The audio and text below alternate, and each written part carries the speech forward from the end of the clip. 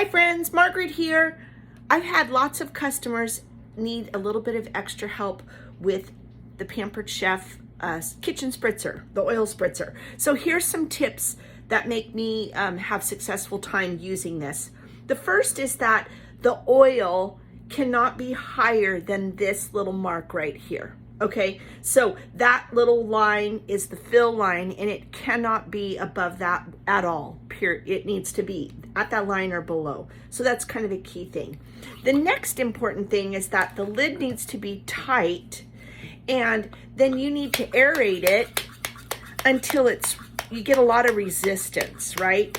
So you need to fill it with air, and the lower the oil, the more you have to do this, because of course you got to put air into the whole empty space, and then you're going to get some oil. Now, when you go to store it, you want to release the pressure, burp it a little, and then just tighten it right back up to store it. However, sometimes it won't work, right? Like it won't spray, or it just nothing comes out, or maybe just a little bit of air comes out. And that's when you need to take this completely off, and you need to make sure that there's a gasket in here. I don't want to get oil all over the place, but there's a gasket that's seated right inside here. Let me grab something to help me show you guys. I should have thought about that ahead. Here. And there's a gasket. Oh, there we go. That's seated right inside there. Do you see that? And sometimes when it's not working properly, when you take the lid off, the gasket will be sitting on the edge of this. And you need to put the gasket onto this, get a toothpick or something that'll allow you to seat it right inside of the cap there.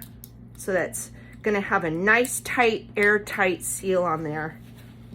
And then it should work perfectly fine. But the key thing that most people don't get is that the oil cannot be higher than that fill line right there.